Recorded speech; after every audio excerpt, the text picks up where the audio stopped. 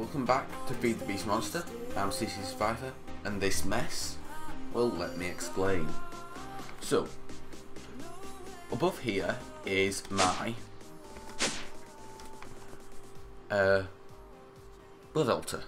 Well, I can't remember its name, and it's giving me blood. Now I don't know how much blood I have in the system currently. Let's see. There's my sigil. Wrong sigil.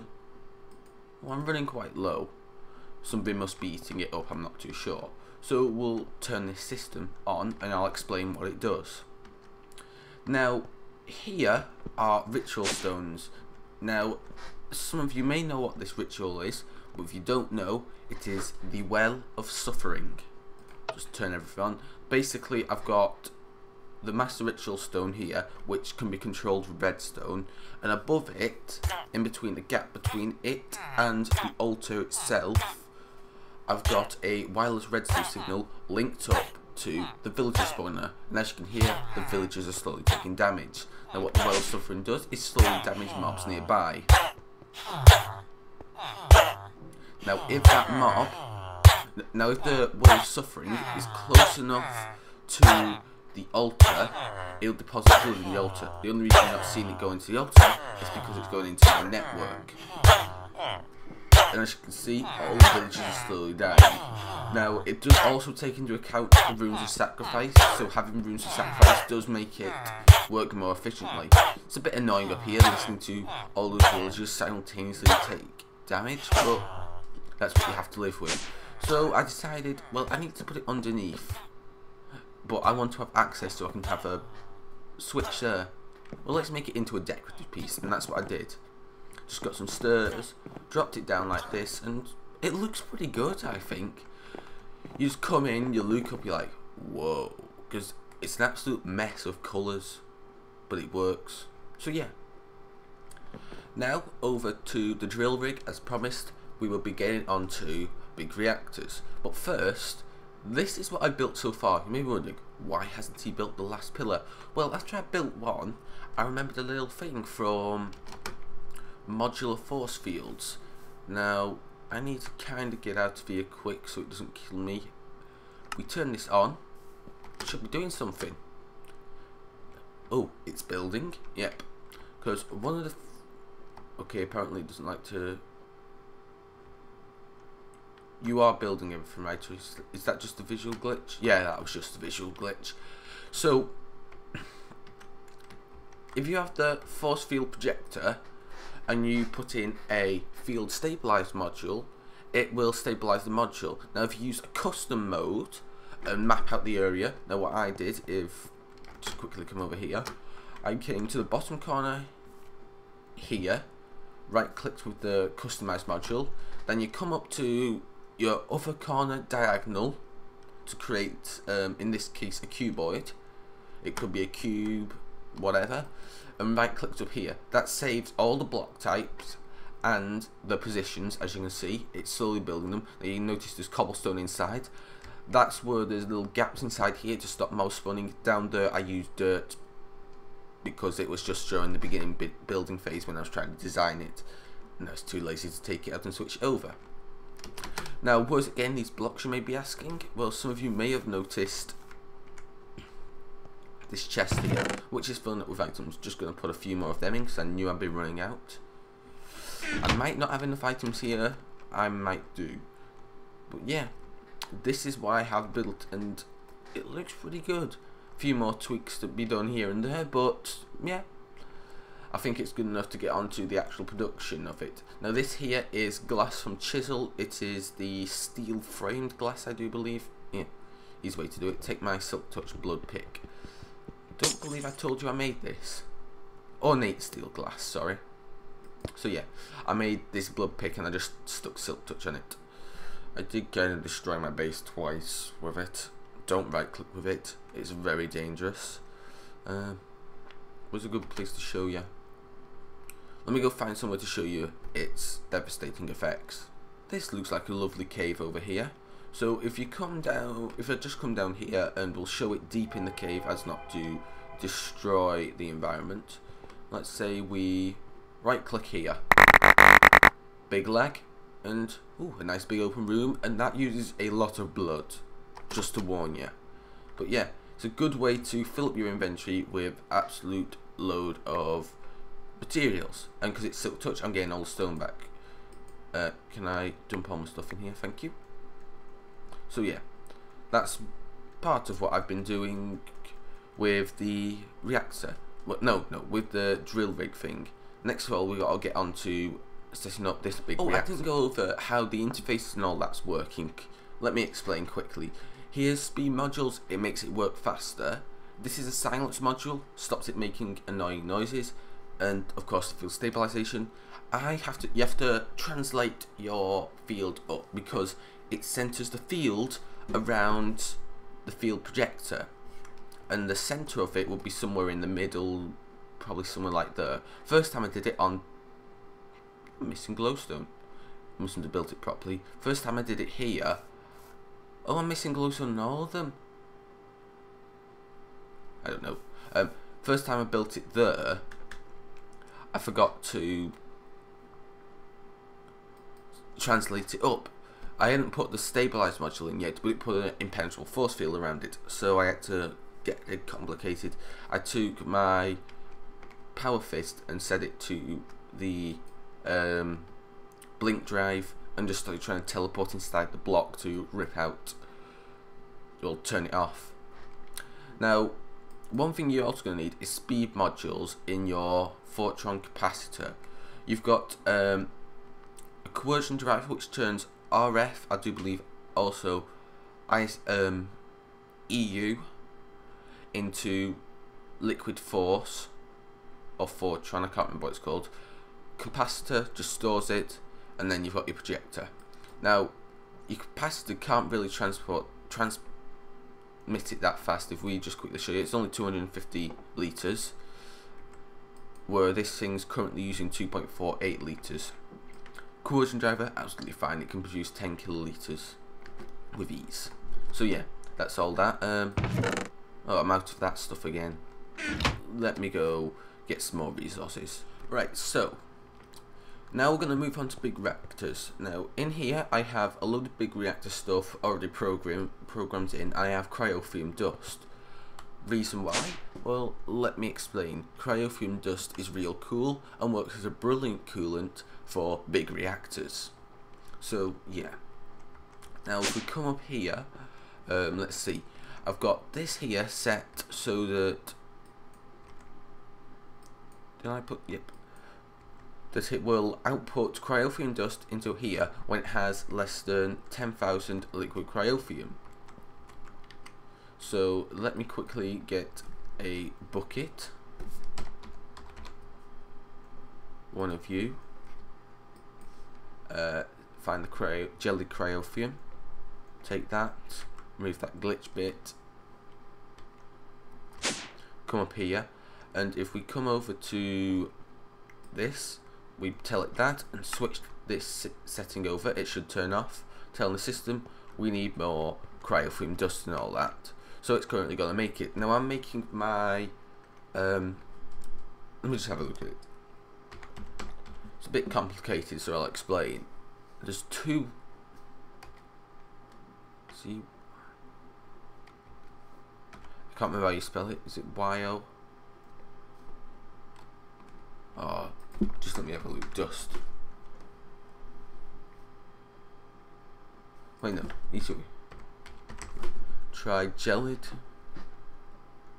There. So to make jelly cryofume, you have to magma crucible cryofume dust. Now to get cryofume dust, you need saltpeter, a snowball, redstone, and blizz powder. Blizz powder is kind of hard to make. You need a blizz rod, or you need bees, or you can fill a snowball full of redstone and it becomes blizz powder. And that's what I did, because that's the easiest thing to do for me at the moment. So yeah, we'll put this jelly cryofume back. It should be making more at the moment. I don't know why it wouldn't be.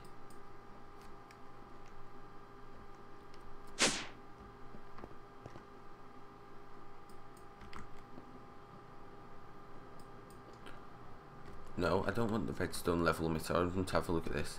Active without signal, cryophium, no signal, into, oh, I know what I haven't done. That should have fixed it now that I've told it you can actually craft the things.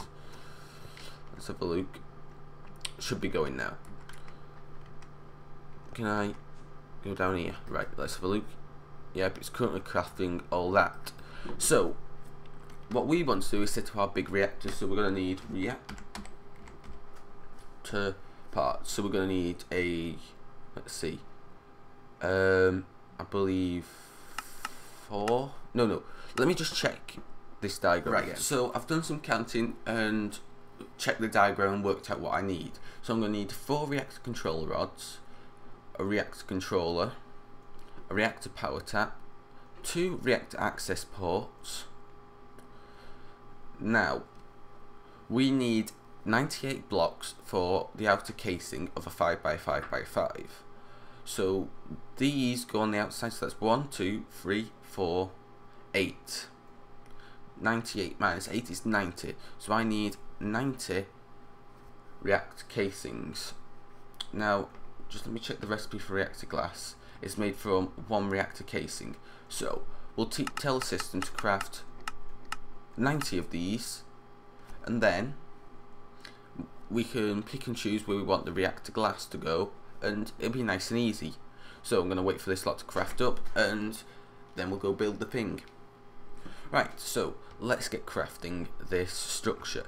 Now what I'm going to do is I'm going to have all the inside bits. So 1, 2, 3, 4, 5. So imagine the casing has,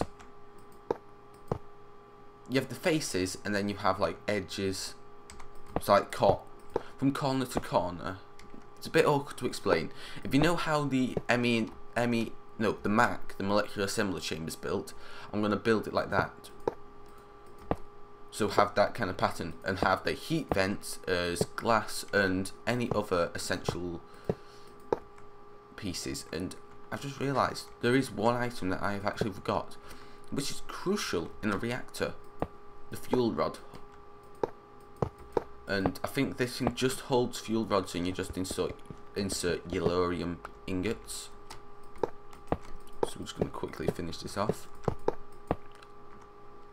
Maybe if we can place the blocks right. Right, quickly tidy this up. So what I'm thinking is, the bottom will have an can I face you down actually? That's a question. Can I like... let me just see whether we can actually face this thing down, because I actually don't know. Oh, you might not be able to. Oh well, we'll have to stick it on the side, because I was thinking I would stick it on the bottom, but if I can't, I can't. Does that mean I can't stick anything on the bottom? So we'll have one there, one there. We'll have the controller here. We'll have the power tap. Does this have a bottom texture? No, we'll stick it on the back. Actually, it'd make more sense to put this on the back now that I think about it. We're going to control this whole thing with a ME network, and we're also going to pump all the ores we get from the system into the ME network. So what I've got to do now is, let's see, was it corners I had to put these in? I believe so.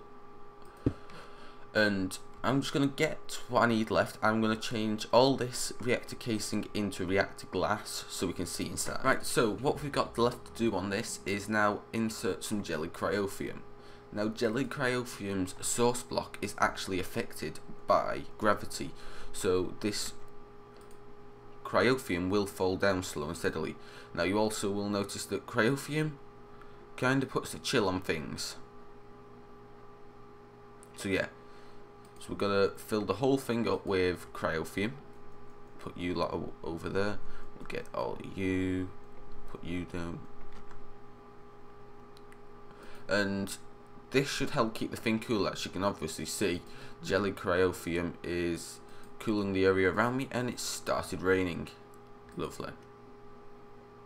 So the cryo thing should fall, and now we have a reactor. Almost. We gotta put our last of our reactor glass in. 2, 3, and this should turn into a multi-block. Yep, it did.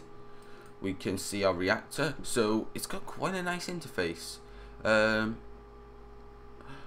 Let's see. We got, tells us all about it. We got core temperature, energy output, fuel burn-up rate, and we've got the fuel reactivity. So we've got more stuff over here. We've got its internal power buffer, the heat of the core, the heat of your outer casing, and the heat and what's that? Core fuel status. So they haven't quite implemented the feature of the fuel exploding quite yet, but that's one thing. So if your reactor goes into meltdown, just like the IC2 ones will, they blow up and leave a big giant crater where they once existed. So now we're gonna insert our Yellorium, which is on not this side. Now if you go into the interface of these, you can change them to be inlet and outlet. Outlet ejects waste, and I do believe this produces cyanide. So what we want to do is grab some Yellorium from here. I'll put a resin ender cell here. It has 10,000 in. It was the old the electro energy cell, I forgot what it's called, that I was using for my lasers until I created the laser room down there. So we're going to insert this Yellorium. The reactor should not start up, but it's now full of fuel. Each one of those fuel rods can hold 4 ingots. We have 12 of them, so that's 24, 36, and that's why I ate a lot of the thing. So as you can see, the core status 100% full, 0 depleted, 4 fuel rods, maximum capacity, and there's no waste. So activate reactor. Casing heat will increase, core heat will increase, and this shouldn't explode according to what I've done my research on. So as you can see, temperature's rising. We're producing 5.19 kilo RF, which is a ridiculous amount, as you can see. Just look at that. That's beautiful. And we can turn off the reactor whenever we want. Now this reactor should also slowly produce a liquid waste. Ooh, reactivity 403%. And we've got, okay, kind of a bit iffy on those percentage things there. 100% full, yet 0.1% depleted. Maybe it turns it into waste, I don't know. Don't know exactly how these work, but it's got its own small internal buffer. So whilst this is powering up, let's quickly set up this. We're going to need more conduits, I've just realised, and let's go over here. Can I get signal? Thank you. We put our buckets back, we get some conduit. I've got 12. Let's see, is there anything else I need? No, I've got everything with me. It's a long fly up this. I'll probably like put some elevators around here because it's quicker than flying using elevators to go vertically. So we need some ME stuff, and you know what? I actually do need one thing. I thought I got it. I need 2 of these to store. And once we have this set up, there's one more little thing that I want to do. I'm going to create an ender chest set up so I can automatically send my Yellorium here and my waste back home, if you get what I'm saying, what I'm going to do. So we're going to want a reactor controller. Not reactor controller. This controller. We'll stick you there, drives there, access terminal there. We'll have our conduits run here. Maybe I'll stick this up one if I think about this. Yeah, I probably actually want to stick this up one, so just yank you lot out, and you we'll stick you back facing that way. and we'll have, let's see, so we want our power thing to come here, here. That'll be outputting power now and charging this thing, right? Right. You should be. You're on orange to output to the back. Bit confusing. I'll try and figure this out in a second. And we're going to want to put an ME interface there.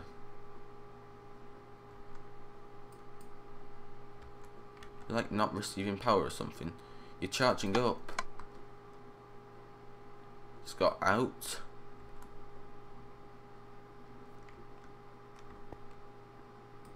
Because blue is input, output to the orange, which is this side.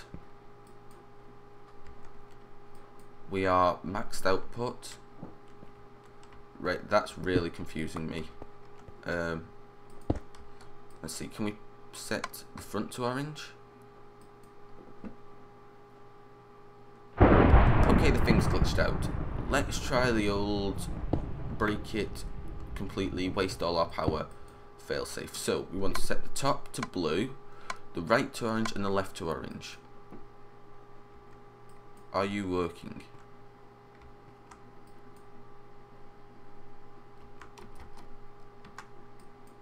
Is orange input? Okay, now I'm really confused why this isn't working. That should be filling up. I figured out why it wasn't working. I hadn't turned up the max output. But the first time I had. The second time after we broke it, I hadn't. Right, I'm just going to disconnect this so I don't start filling this thing up with items. So we're going to need some ME cable. This is going to get a bit ugly. Actually, isn't there an item? Nah, I'll do that later. I'll look into that in the future. Lovely lightning strike. Haven't I got some ME cable here? Ah, yes, I'll need more, definitely. So we'll just wrap you around here. This is going to look a bit ugly and is really going to annoy me, but I'm just going to have to live with it. So we have that connected up. We're probably going to want to run some cable. Probably here and up, and then up to that. We'll grab our import and export bus. So we want our input bus there and our export bus here. We'll tell this export bus to export Yellorium ingots. So now that we have that, that's an easy bit to finish up. Let's do the more interestingly complicated thing. So we're going to need 2 ender chests, and I think we'll go on yellow frequency as for we're working with Yellorium and it's yellow. So we're going to need some, what am I typing? I need 2, I need a basic export bus and a basic import bus. I'm going to need to turn that on and type in ender to get ender chest.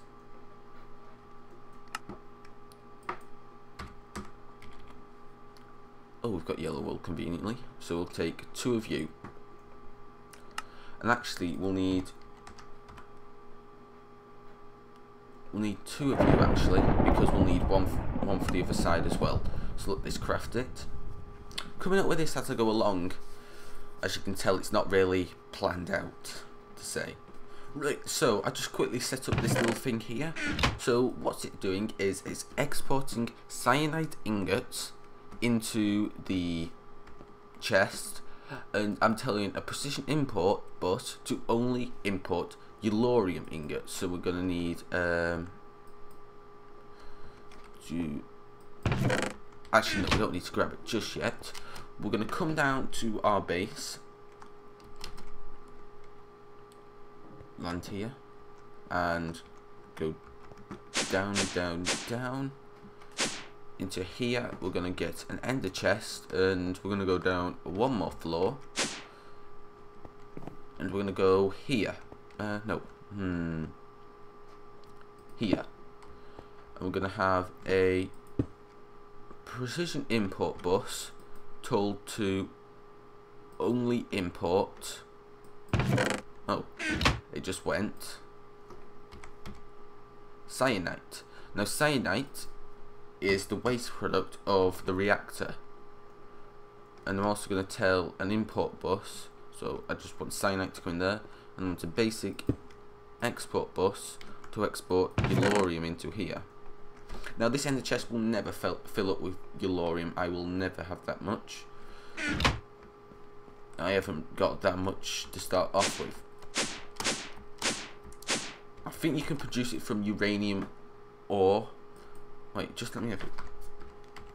And I can craft uranium ore. Let's see. Usage. Sure, you can like smelt it or something. Yeah, you can smelt it. You can pulverize it into 2 yellorium dust.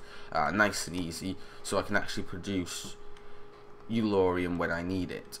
That's going to be complicated setting up that ender chest to do that. I'll have to come up with a system to do it in the future. So now that we have the reactor set up and that set up, we can finally plug in this and this. So this should start filling this up. Now we can put focuses in here to focus on what we want. So this should get us our first item in here, which is never lead.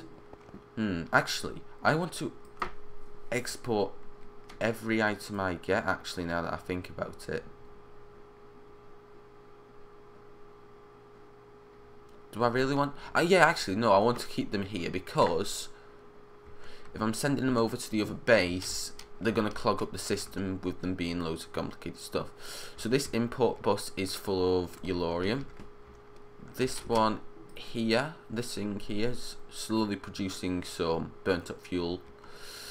And yeah, everything's running nice and fine. Unfortunately, we ran out of time for this episode, but we have the infrastructure complete. And also, it's world download time, because this is episode 35, which is a multiple of 5, which means world download will be in the link in the description below. So, thanks for watching. I hope you enjoyed this video. Please subscribe if you're new to the channel. If you really did enjoy it, hit that like button. Don't forget, share this with your friends on Facebook, Reddit, Twitter. Just share it on there. Stay well. If you've got any comments or questions, drop them down in the comment section below. I'll answer any of them if possible. Stay well, and Survivor out.